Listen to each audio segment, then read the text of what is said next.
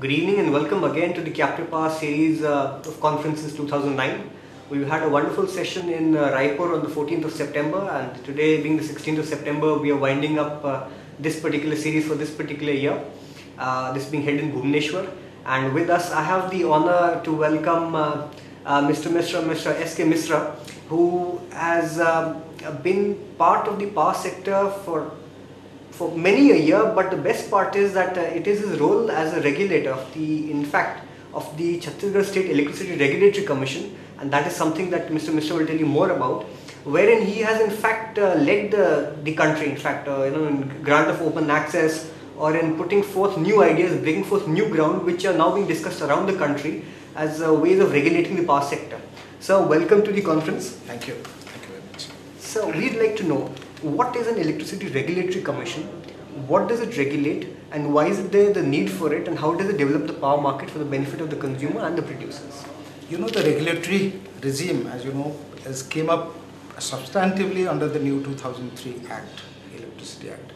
But there was already a Regulatory Commission Act earlier in 1998, and in many states these regulatory commissions were set up.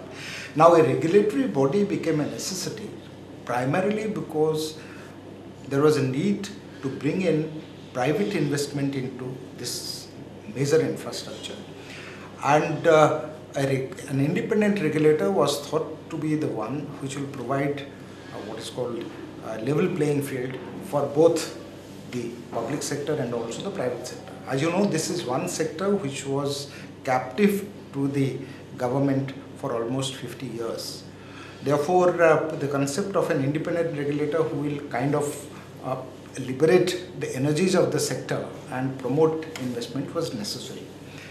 Now, directly the Commission doesn't promote investment. The activities and the responsibilities of the regulator are defined in Section 86 of the Act very clearly. One of the duties is to promote competition along with protection of the consumer. Well, these two are allied in the sense you promote competition, and in the process you also protect the consumer because the consumer gets a better deal. In the process of competition, when you introduce competition, what do you do? Now, even tariff setting can be an indicator to a private investor. The tariff you set for the licensee, that can be. You also regulate purchase of electricity by the licensee from any source, including a private source. Now, these are some of the areas where you promote. You directly don't invite or directly don't promote investment, but these are the thing. And also, you establish yourself as how independent you are.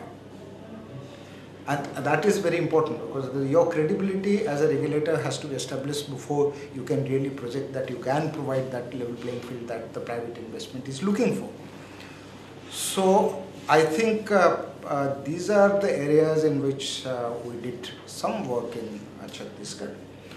We have done also a lot of work in promoting captive generation and captive power plants, as a result of which, you know, about 45 captive power plants have come up in Chhattisgarh, and as you would have seen in the conference we had at Chhattisgarh, they don't have many regulatory issues pending. Right. And we have, in fact, we passed an order which is a comprehensive order on all aspects of a captive power plant.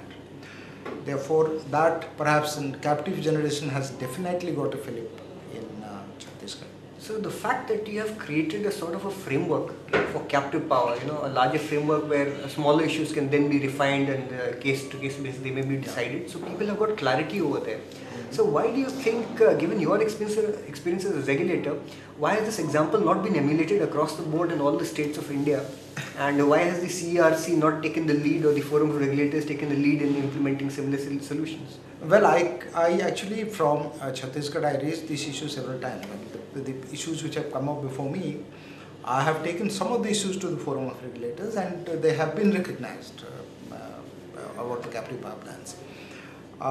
For example, the sponge iron plants, which of necessity have to have a captive power plant there itself and consume electricity, while they may not be a captive. in the sense they may not be consuming 51%. We have taken a liberal view, and I took it to the forum saying that here is a case where you have to treat them as captive, or at least treat them in such a manner that they don't suffer because they use the spare gas and they produce electricity. They are only in situ. So this was appreciated, and the FOR has I also made it a point saying that these are all co-generators. Therefore, they must also be supported, and that has been accepted. So there are certain issues, but as you know, the situation is different in different states. Chhattisgarh has many small plants. I was inquiring about Gujarat. Gujarat has about 6,000 megawatts of captive power, but there are very large plants. Similarly, Orissa has both large and small, but small are very few. It's mostly large.